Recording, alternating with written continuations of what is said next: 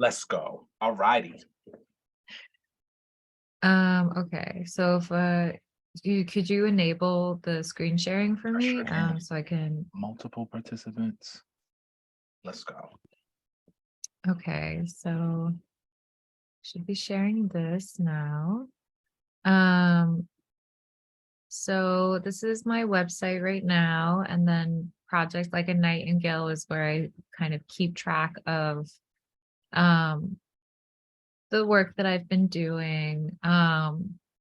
It all like I have like a lot of things obviously that I've been doing. I was applying to residencies basically starting in fall of 2020 to continue development on this project.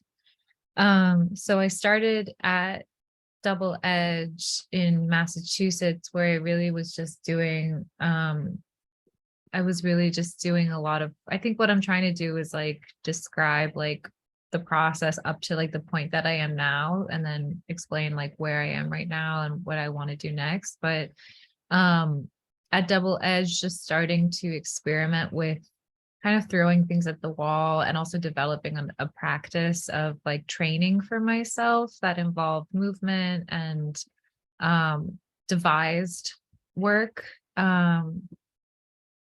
And then in Monson in Maine, I started to kind of imagine what the performance setting could look like involving a piece of cloth and then mirror work. So these shards of mirrors that I would hang Wow.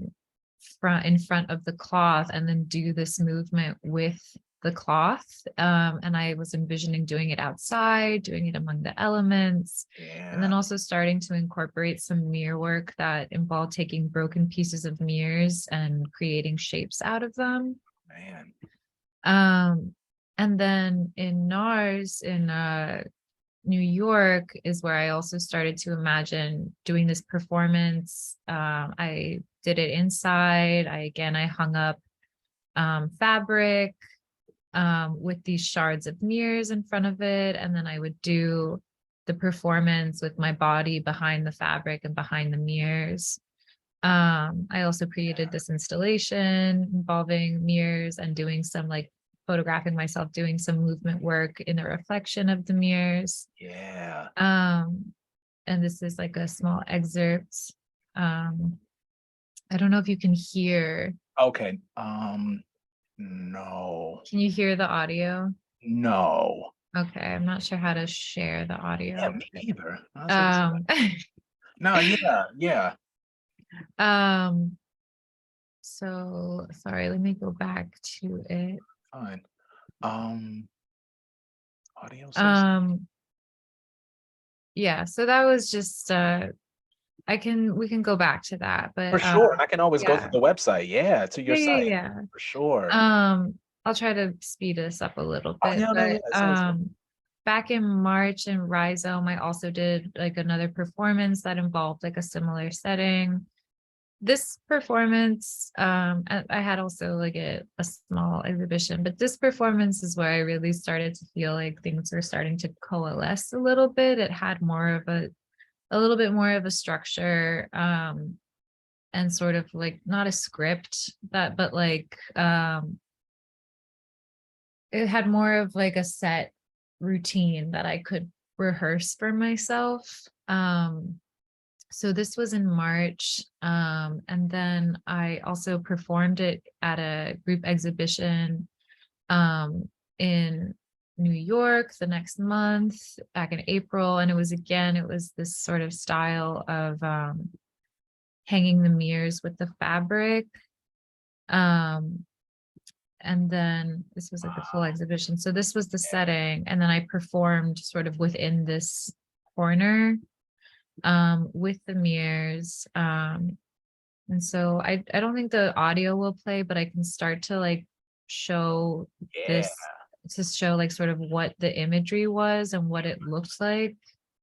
So it would be me behind here, like with my loop pedal and my mic and some speakers, and then the mirrors reflecting the audience and the setting back. And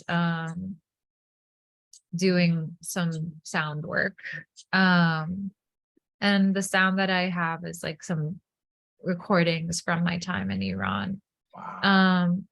I'm gonna skip over Nebraska because there I was doing more work with like visual art and my mirror work. Mhm. And then in Italy was I was participating with a small theater company and doing a performance that, because it was meant to be for um the people of this like very tiny Sicilian town, I kind of branched off and I did sort of like a people's theater performance where I sort of between like broken Italian and Farsi was sort of teaching people basic words and basic elements of this main story through like audience participation, and then I would do again like a version of my movement with the fabric um and some of like the vocal work that I was doing.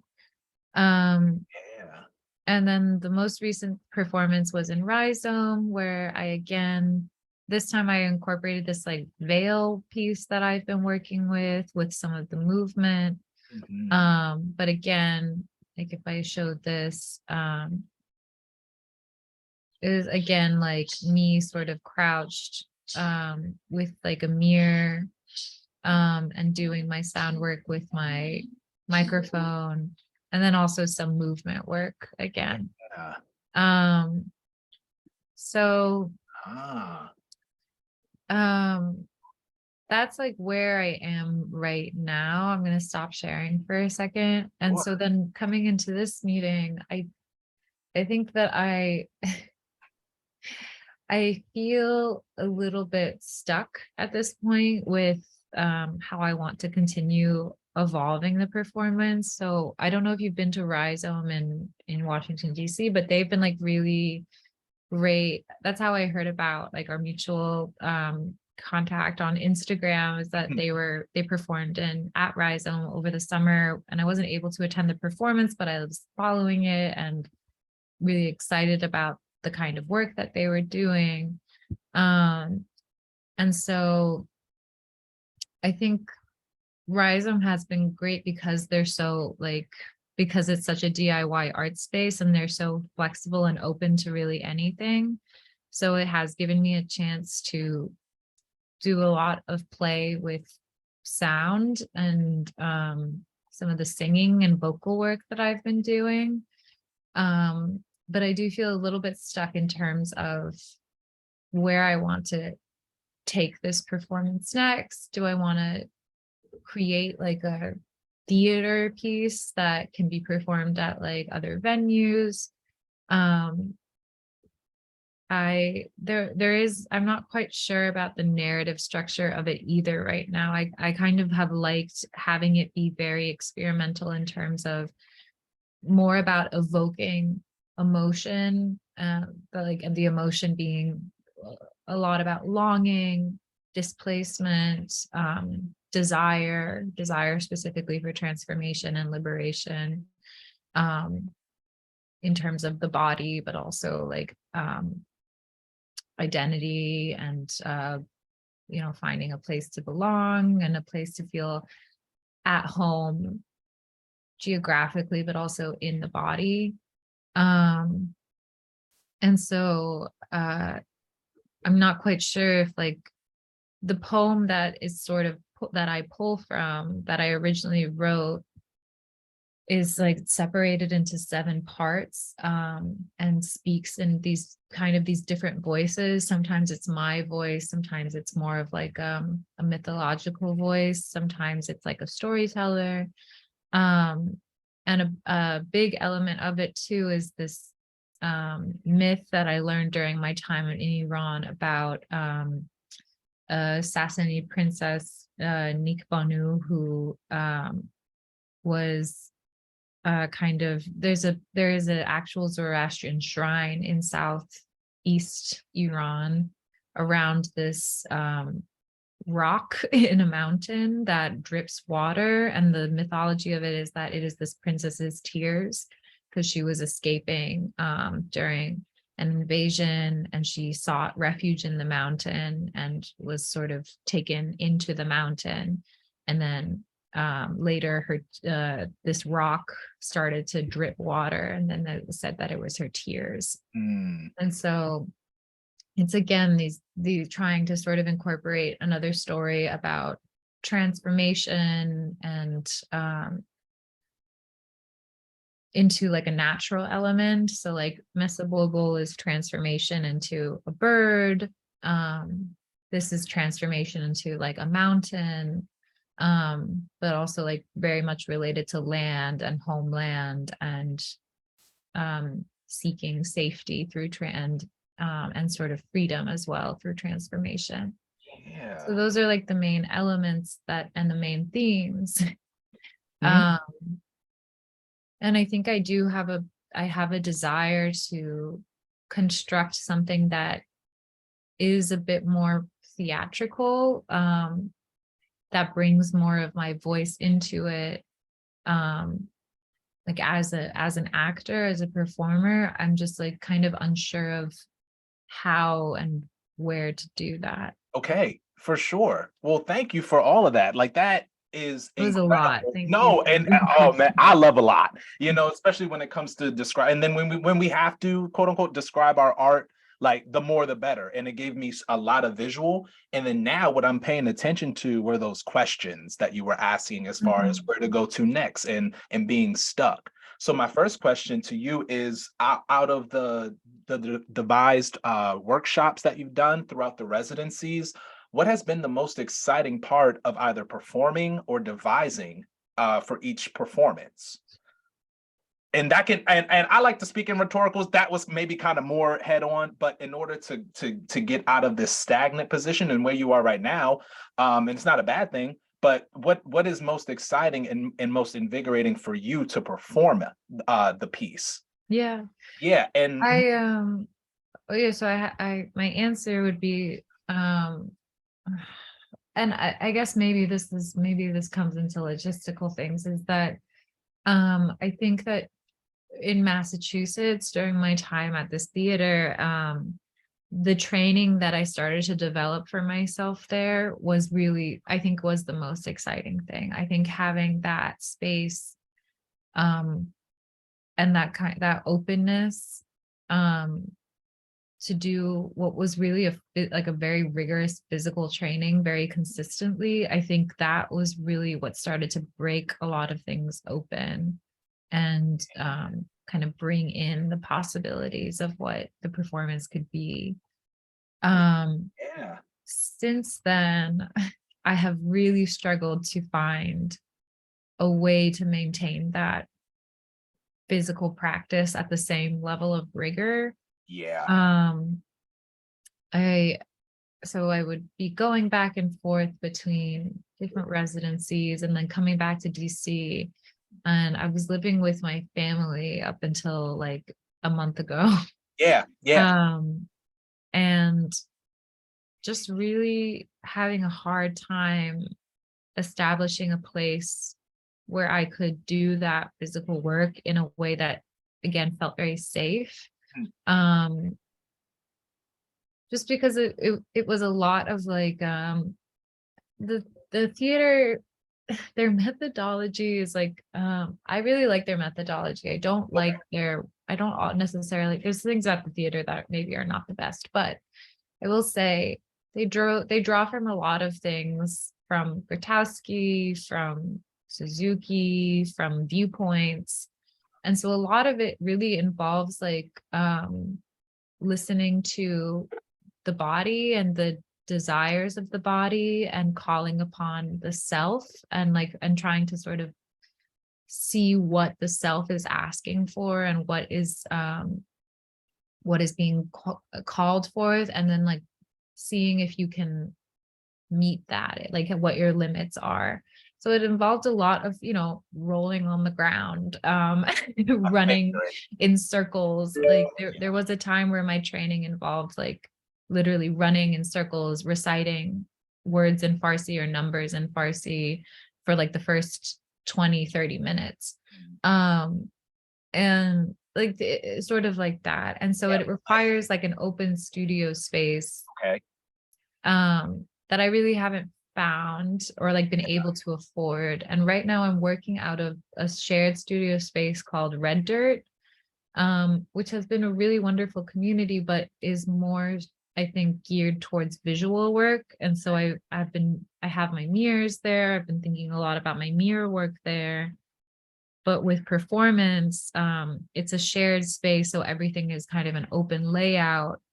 And it hasn't been totally conducive for the kind of like very intimate, intense, personal research that I am Yeah. trying to do. Oh, for sure. And that's funny that you had brought up viewpoints because I was just going to offer that. I mean, but you are familiar with the knowledge, you are familiar with that. I was just going to bring that up just as some points. And what I'm hearing, and again, this session is very much just what I'm hearing and what I'm taking where you are right now. And just as far as and from what you described, moving it forward or adding a different dimension to it. And so what I kept on writing down was, and when you introduced the concept when you were in Italy, there was this what I interpreted as some audience engagement. Yeah. So Yeah. it seems up until this point with your piece that it's extremely about the self. It's extremely about healing. It's some deep you went through the dark night of the soul in order to share with every audience that you've been sharing with and performing in front of your story, your Yeah. mythology. And I even love how you're inspired by the Zoroastrian Yeah. Zoroastrian. Yeah. Zoroastrian mythology. I'm a nerd about mythologies and whatnot, but I need to get more into the East to the but yeah but so what I'm getting right now, and just for the sake of time, and I do apologize just because I have another meeting at 1 o'clock. No, it's It's okay. just like backed up today. I wanted to lean into that audience participation. And again, this is just a suggestion because, like I said, the work for yourself and the healing and you've had the meaning of this piece and what it's been able to do for you as far as healing and going and sharing with others your story. What I wrote down and what I kept coming back to was audience engagement and connecting with others in order for them to share their nightingale. So I'm not sure Mhm. if this could be a way for you to step out of yourself because we know as performers, it's sometimes it can be all about us, and especially performances like this. I'm a huge fan. I can't wait to watch the performance, on YouTube. But this is very much the self and again, my interpretation, breaking out of your cocoon and sharing to others a very ritualistic how you came to this realization of yourself. What I would Right. suggest and what I'm hearing is how can we connect your story to invite others to either think about their own story or quite literally, and if this is could be a part of the performance as maybe as a part of the ritual of the performance, or I don't know if you've engaged in your own talkbacks as far as just before or after the performance, a pre-show talk or after show talk about inviting others to talk about their experiences with their cultures, Yeah. and finding that through line between and that's so funny that you brought that up about, and I'm glad that thank you for explaining just what that saying means in Farsi, because I was just talking about my family, we learning English as a second language when I was younger. I was on the Hooked on Phonics. I was on all those books. I had to have perfect diction and Yeah. pronunciation. So this story is very relatable, and Yeah. especially Yeah. for our generation as well, Yeah. as far as being second generation, first generation, coming from other countries to America. No, exactly. Yeah. Yeah, and so yeah, the audience participation, what I wrote down, inviting others to hearken to their nightingale. And then if it does help, because again, that was just a suggestion, but I would like to leave you just with some food for thought. Um in in maybe going back into the into the intention of the story, because what I've been hearing is that with every residency, with every performance, there's been a new element added, whether Yeah. that be the veil, whether that be the mirror shards. And so for this purposes, for these sessions, is to harken back to the intention of the story. Yeah. And so sorry if I'm a little bit all over the place. My bad. I just see this. No, it Yeah. makes perfect sense, Yeah. So I honestly. want to leave you with 4 questions, and let me know if that's helpful at all. Just going back to Yeah. the intention of the story. So like, yeah.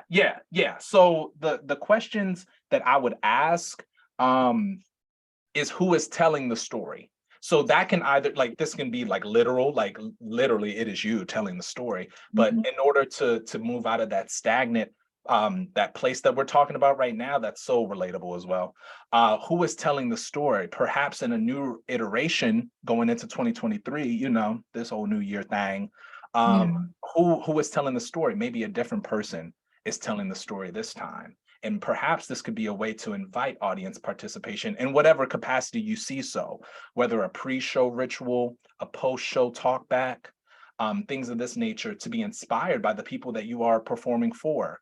And I know that can kind of take away from, because it's like, it's my art, this is me. But perhaps in order to see in sticking with this performance piece, to evolve it through others' interaction with the piece as well, in their feedback. Because you can hear from others like, yeah, it was good, or oh, I didn't, like that kind of very like generic feedback. But then you never know. This, I mean, I know for me, just hearing about it, it's making me think about my own upbringing. So Yeah. perhaps this inspiration can move this piece forward if you see fit. The next question would be, whose story is being told? Again, from what you've told, it's clearly your story. However, you are drawing inspiration from mythologies, and Yeah. and perhaps this could be another person's story. Like, so who is telling the story? And again, just going back to, before performing, before you're training, thinking about the intention of this piece. Yeah. Yeah, the second question, whose story is being told? The third question, who is the story for? And I'll kind of jump out of these questions really quickly. I assumed, and I said that before, that this piece, like a nightingale, has been healing, but has it been? Like what else has this piece done for you? Yeah. Yeah, yeah. So who is the story for? And the last question is, how is the story told? And it's just incredible that you've been able to, for every residency and what's available as far as resources, you've been adaptable AF. So in considering having range to a lot of resources, and even right now, I can't take it for granted being in a MFA program and having access to these resources. Man, I'm on campus every day. They got all the equipment. I'm trying to just use it all up, because before I know it's going to be gone. Yeah. But then how can we work with very little? Yeah. And just this is on the side too. So how is the story being told? But this is on the side too. You saying, having space for physical training, that gets my wheels turning, as far as like how, for artists, accessibility to these rehearsal Yeah. spaces and venues that are affordable. But that's just my whole thing Exactly. with like industry and big business and arts and commerce. So those are 4 questions. Who is telling the story? Whose story is being told? And who is the story for? And how is the story told? And I Yeah. was also going to bring up viewpoints as well, but you know about viewpoints. If it's It helpful. might be actually, I know I actually was thinking maybe it would be good to have a refresher because it has been a Yeah, for while since sure. I've like actually gone to the actual book and material. So And it's so funny because I'm used to working in this sort of setting. I'm used to working with artists who don't know shit about shit. But I'm very thankful for your expertise, for your knowledge, and for your experiences, because this is inspiring for me. Just as far as where you are and where you want to go. For the sake of time, I can send you this. Let me see if I can. I might have to save it as a PDF or something, but I can send you this link, and it's just an overview of the basics of viewpoints. I would love And it's a that. Thank refresher. Yeah, you. and Yeah. I can send you that in the DMs on Instagram. And I saw that you, let me put this up right now. The link to your website. Yes, I put in the chat. Got it. Again, I do apologize if this moved No, too I actually fast. was so I would this was already really helpful for me. I think it's been a while since I've like talked about my work like this, and it's already been helpful to have like a space to do that. I did so are you open to having future I sessions? am open, yes. And Okay. speaking of that, so again, this first session is just like an intro, Yeah. and completely free, just for Mhm. the sake of, gotta make a dollar in this world. Of course. No, I Following want to make sure. sessions, I'm only charging $15 an hour. So if you do want to do another session, that $15 will cover this session and the next session. I And would love that. yeah, Yes. and then we can have another talk like off the cuff so we can get to the nitty-gritty as far as bouncing ideas back and forth, and for you to get exactly what it is that you're looking for as far as any tools or any feedback based on what I've experienced in art and life. And Yeah. if it's helpful to you. So yeah, that'll be the next step. And I'm completely open. This is incredible. Um, Great. but is there Okay. anything as far as like feedback? Because I'm gonna just stop the recording and then we can chop it up and then I'm gonna move on. But anything, as far as like feedback or what you're looking for in the future? I um I think I'll send you, how about I just send you an email or on DM so that you can book your Yeah. next meeting. I'll put it right in the chat right now. Yeah. Awesome. Um yeah, no, my feedback is positive right now. But I can send you an email about what I'm hoping for maybe for future sessions. Yes, for Um, sure. but I feel very good already. So I really appreciate you doing this and advertising for it online and Oh, for everything. sure. For sure. All right. Sounds good. Well, I appreciate your time. Hold on. I'm gonna just stop the recording right now. Of course. Back Yeah. on.